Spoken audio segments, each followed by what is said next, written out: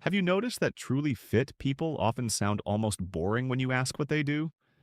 Not boring in a bad way, more like calm, uncomplicated. They don't always talk about cutting edge supplements or perfect macros or punishing workouts.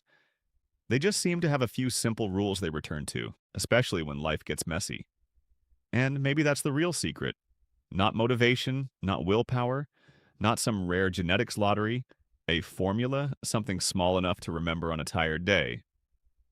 Something that still works when you're traveling, stressed, or taking care of other people.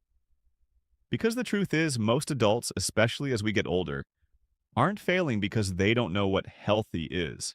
They're overwhelmed. They're trying to do too much at once. One week it's low carb, next week it's fasting, then it's don't eat after 6. Then it's walk 10,000 steps. Then it's lift heavy. Then it's track everything. And the whole thing collapses under its own weight. So today I want to share a simple approach I've seen again and again in people who stay strong, lean, and energetic over the long run. It's not a miracle rule. It won't replace medical care. And it won't make life perfect. But it does something more valuable. It creates a default path you can actually live with. One quick note before we start. This is educational, not medical advice. If you have medical conditions or take medications, talk with your clinician before making major changes. Here's the framework, the 2-1-0 rule. 2-1-0. And the reason it works isn't because it's magical. It works because it reduces decision fatigue, targets the biggest drivers of metabolic health, and protects the two things that matter most as we age: muscle and vessels, strength and circulation. Let's unpack it in a way that feels human. Most health advice fails for one simple reason. It asks you to become a different person overnight. It assumes you have unlimited time, no stress, perfect sleep, no pain, no family responsibilities, and a kitchen full of ideal ingredients. It's not real. But your body doesn't need perfection. It needs consistency. And consistency usually comes from rules that are simple enough to follow, even when you're not at your best. Fit people, especially the ones who stay fit for decades, tend to do three things differently. They don't rely on intensity as their identity. They rely on defaults. They don't aim for constant optimization. They aim for a few non-negotiables. They don't treat health like a short project. They treat it like a relationship that needs steady attention. So, what are the needle movers that are worth building into a default? That's where 2-1-0 comes in. Let's start with the 0 because it's the cleanest lever and the one many people resist until they feel the difference. 0 sugary drinks. Not less. Not sometimes. This should not be interpreted as "I'll just cut back," but rather as a default. And yes, this includes healthy-looking sweet drinks that spike your system the same way. Sweetened teas, flavored coffees, energy drinks, fruit punches, and a lot of bottled juices that drink like soda in disguise. Why such a hard line? Because liquid sugar is one of the easiest ways to push your metabolism in the wrong direction without feeling full. It's calories that don't satisfy you. It's a rapid hit to blood sugar, and it quietly drives weight gain, triglycerides, fatty liver risk, and insulin resistance in a way that feels normal because it's socially normal. The CDC puts it plainly: frequently drinking sugar-sweetened beverages, SSBs, is associated with negative health consequences. CDC, sugar-sweetened beverages fast facts. And here's the frustrating part. You can do a lot of things right and still have sugary drinks quietly dragging you backward. It's not moral. It's not about shame. It's just physiology. If you want one simple swap that almost always improves results, it's this: make water, sparkling water, unsweetened tea, or black coffee your default. If you need flavor, use citrus, cinnamon, mint, or a small splash of something, not a full sugar dose. Now, people often ask, what about diet soda? The honest answer is it varies and the evidence is still evolving. For some people, diet drinks help them transition away from sugar. For others, they keep cravings alive and maintain the sweet expectation.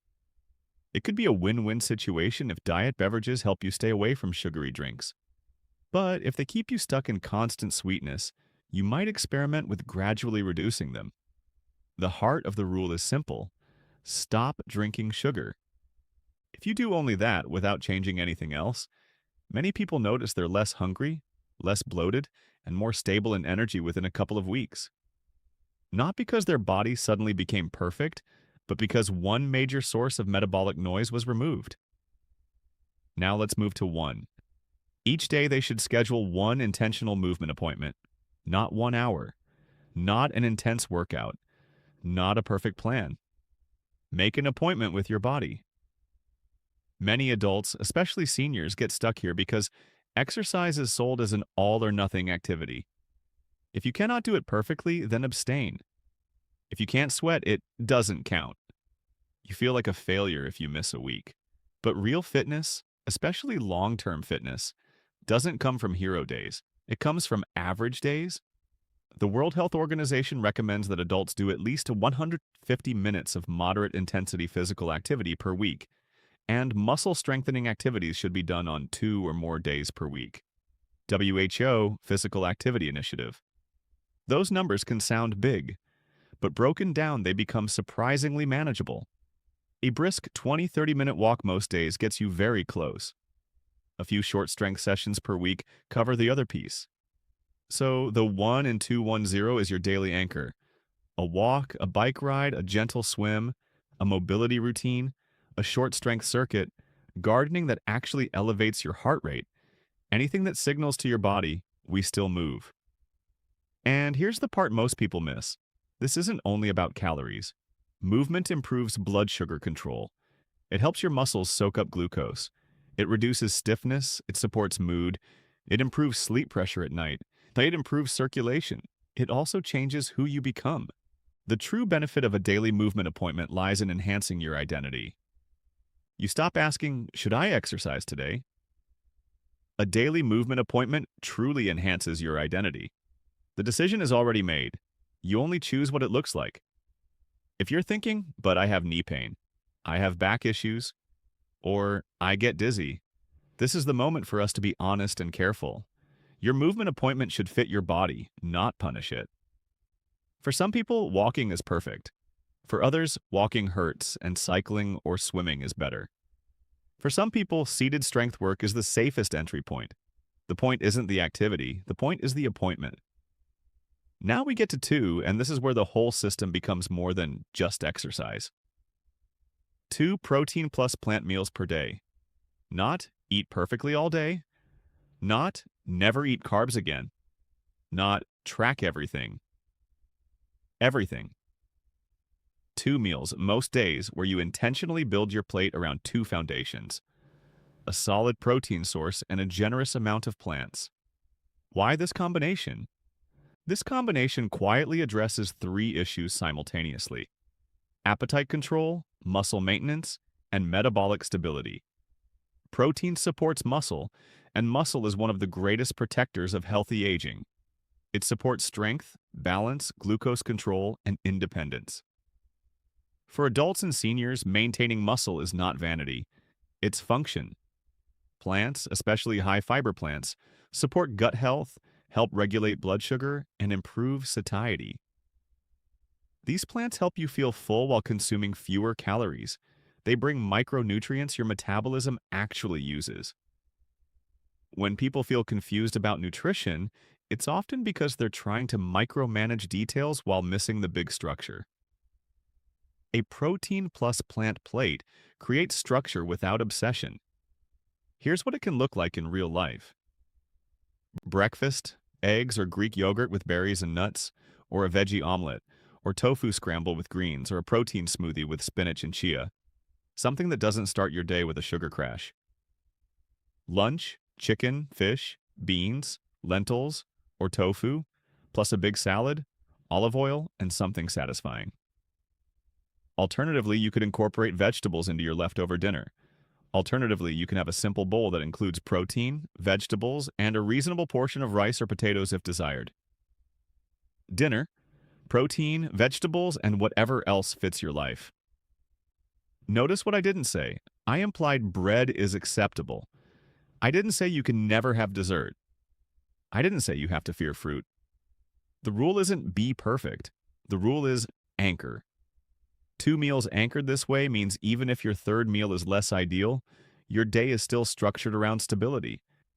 And fit people tend to do this naturally, not because they're obsessed, but because they learned, often through trial and error, that starting the day with sugar and refined carbs makes them hungrier and more tired later. They learned that protein keeps them steady. They learned that vegetables make them feel better. They learned that cravings are often a consequence, not a personality flaw. Now, let's make this feel even more practical because if you're listening and thinking, okay, but how do I actually do this when I'm busy? That's the whole point. The 2-1-0 rule is designed for busy weeks. Here's a day that many adults recognize. You wake up a little tired. You don't feel like cooking. You grab something quick, maybe toast or cereal. By late morning, you're hungry again. Mid-afternoon, you hit the slump. You crave something sweet. You get coffee with sugar. Later, you feel guilty. Dinner becomes reactive. You snack at night because you feel like you didn't really eat. That entire cascade can start with breakfast. So the simplest way to test this rule without changing your whole life is to make your first meal one of your 2. Protein plus plants. And you might notice something surprising. Your day gets easier. Not because you became a disciplined person, but because your biology is less chaotic. Now let's add the 1. You take a 20-minute walk after lunch or dinner. You don't overthink it. You just go. Your blood sugar response improves. Your joints loosen. Your mood steadies. Your sleep has a better chance. And then the 0. Instead of a sweet drink, you drink water or unsweetened tea. You still get the ritual. You just remove the metabolic penalty. This is why the rule works. It's not one giant change. It's 3 small defaults that compound. Now, we need to address the nuance because any good health idea has nuance. First, isn't this just another hack? It can be if you treat it like a short-term trick. But if you treat it like a default you can live with, it becomes something else. A simple structure that reduces noise. Second, what if I'm already doing these and I'm still not seeing results? That's possible. Bodies vary. Medications vary. Sleep apnea is common and underdiagnosed. Thyroid issues exist. Chronic stress can change appetite and fat distribution. Menopause changes physiology. Pain reduces movement. Depression changes energy. Some people undereat protein and don't realize it. Some people oversnack and don't count it as real food. Some people are drinking healthy, sweet drinks without noticing. So if you try 2-1-0 and you're not seeing progress, the next question isn't, what's wrong with me? The next question is, what's the missing driver? That's the root cause mindset. Third, is this safe for everyone? Generally, these are safe principles, but specifics matter. If you manage diabetes or take glucose-lowering medications, changing your eating pattern or activity pattern can affect blood sugar, and you should talk with your clinician. If you have kidney disease, protein targets may need adjustment. If you have balance issues or high fall risk, your movement plan should prioritize safety and stability.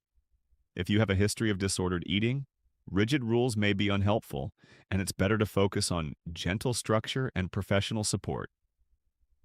A rule should never become a weapon. Now, there's another layer that makes this rule especially important for modern life, and this is where it gets quietly emotional. The modern world makes average health harder than it used to be. Not because people are lazy, but because the environment is engineered for sedentary living and constant snacking. Food is available everywhere. Screens extend the day. Stress is chronic. Loneliness affects health more than most people want to admit. And the information environment is chaotic. Confident voices selling extremes. In that world, the greatest advantage isn't discipline, it's simplicity. A simple rule helps you stop negotiating with yourself all day. And I want to underline something. Fit people aren't always more motivated than you. They often just have fewer daily negotiations. They removed some decisions. That's what 2-1 balabuzio does. Now let's talk about why this matters for health span, the ability to live independently later. One of the most practical ideas in longevity medicine, is that the goal isn't simply to avoid disease. The goal is to preserve function, to keep doing life. That's why muscle matters so much. It's why movement matters. It's why metabolic stability matters. Peter Attia has a line that captures this emphasis. Exercise is by far the most potent longevity drug. No other intervention does nearly as much to prolong our lifespan and preserve our cognitive and physical function. Attia, outlive. Even if you don't care about living to 100, you probably care about feeling capable at 70, or 80, or simply feeling better next month. This rule is built around that. 2 anchored meals protect your metabolism and your muscle. 1 daily movement appointment protects your strength, circulation, and mood. 0 sugary drinks removes one of the most common hidden metabolic disruptors. Now, let's make it even easier by giving you a way to personalize it without breaking it. If you're a person who likes clear definitions, here are examples you can choose from. Your 2 meals can be any 2 that fit your life. Many people choose breakfast and dinner because lunch is unpredictable. Others choose lunch and dinner because mornings are rushed. You pick the 2 you can reliably influence. Your 1 movement appointment can be as small as 10 minutes on hard days. The minimum version still counts. Because the appointment is the habit, the duration is flexible, and your 0 sugary drinks can start as 0 on weekdays if you're transitioning, then move toward 0 as default. The direction matters. Now here's what tends to happen when people try this for a month. Week 1, it feels almost too simple. You question whether it counts. Week 2, your cravings start to change, not disappear but shift. Your energy becomes more predictable. Week 3, you start noticing how much better your body feels when you keep promises to it. Not big promises, small ones. Week 4, you stop feeling like you're starting over. You just return to the defaults. That's what fit people do. They don't live in perfect weeks, they return. And if you're thinking, I've tried rules before and I fall off, I want to offer a gentler way to interpret that. Falling off isn't evidence that you're weak. It's evidence that the rule was too complex, too rigid, or too disconnected from your real life. The test of a good health rule isn't whether it works in an ideal week. It's whether it still works when you're tired, stressed, traveling, busy, or dealing with pain. Now, let's bring this into a quiet, realistic synthesis. If you want the health formula that fit people actually use, it often looks like this. They anchor their day with real food instead of negotiating with cravings. They move daily, even if it's not intense, because their identity includes movement. They remove liquid sugar not as punishment, but as a clean simplification. And then they do the boring magic. They repeat. No hype, no fear, no detox, no perfect tracking. Just a few defaults that keep the system stable. So here's a question I want to leave you with. One you can answer without judgment. If you tried this for the next 7 days, what would be the easiest version that still feels true? Which 2 meals could you anchor with protein and plants? What is 1 movement appointment you could keep even on a bad day? And what sugary drink, if you're honest, creates the most chaos in your appetite, energy, or sleep? Because when you look at your life through that lens, health stops being a giant abstract project. It becomes a few small choices you can observe, adjust, and return to. And maybe that's what fit really is, not a look, not a number, not a perfect routine. Just a relationship with your body that you keep repairing, one simple day at a time.